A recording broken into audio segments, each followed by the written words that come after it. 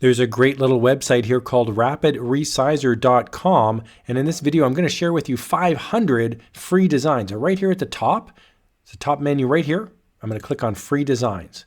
From here, I'm going to get 35 pages. There's 515 results. So there's over 500 designs that you can use. Pretty easy to do. I'm going to click on this monarch butterfly. This is going to pop up. Now there's an SVG file. And what you can do is simply right click on the image, open in a new tab, and this is now the actual SVG file. If I click on right click and save page, that now becomes an SVG file. You can also download it as a PNG file, and I'm going to click the download button here. This now pops open a new picture. You can see it's a PNG at the bottom, and then I'm going to click save to my computer, and that's going to open up a PNG. So you can save it as an SVG, you can save it as a PNG, and there's all sorts of cool designs. Now you may be asking yourself, what am I going to do with these designs, because they're not very detailed. So in this video, I'm going to share with you 3 methods that I use with these simplistic designs, how you can make these really rock for print on demand or fine art prints. Let's jump in. Okay, method number 1 is to simply color in the design, and you can make a really cool, unique looking design here. So I've got my butterfly image that I've downloaded.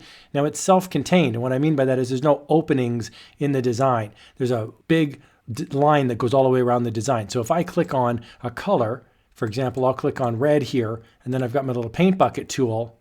When I go into my design, it's going to ask me to rasterize it. I'll say yes, and then I can simply use my crosshairs. I can then start coloring in the design. Maybe I'll select yellow now, and I can go in and select different pieces of the butterfly that I can then color. You can have a lot of fun doing this, and you can make it really look unique. So if you're worried about downloading the design and having it match somebody else's design, and you're like going to get a copyright strike, or you're nervous that you'll be copying someone else's design, simply make it a completely different color. And just like that, I'm making a really cool, completely different looking butterfly design than what probably anybody else is making. Method number 2 is to add some text to the design.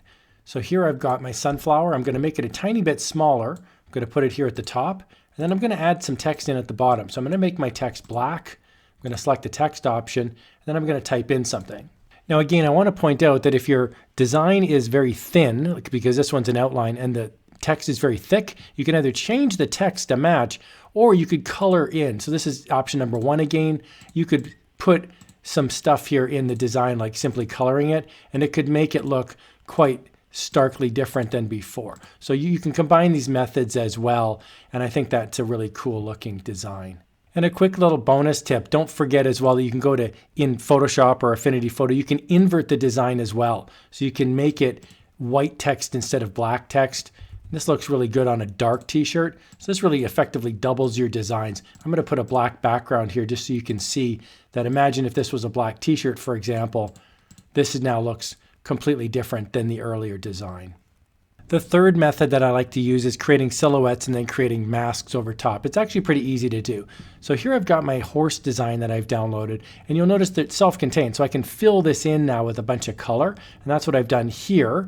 Is I filled this in now with a bunch of black. Now you can make it a true silhouette by adding in a fill on the line. So you'll notice you've got these pieces, and if I click on the line, if I'm filling in the line, you'll notice now it creates a true silhouette.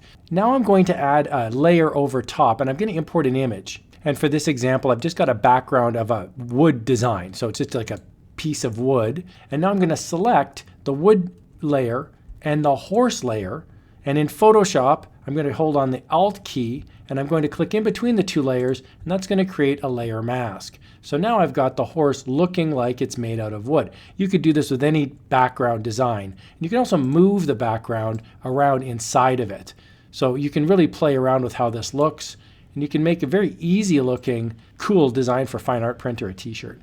I really hope you found this walkthrough helpful. I love free stuff. Rapid Resizer is the name of the website. Lots of free stuff here, over 500 free designs, all sorts of cool things here. Check it out and have some fun. Here's another video on how you can supercharge your print-on-demand journey for free.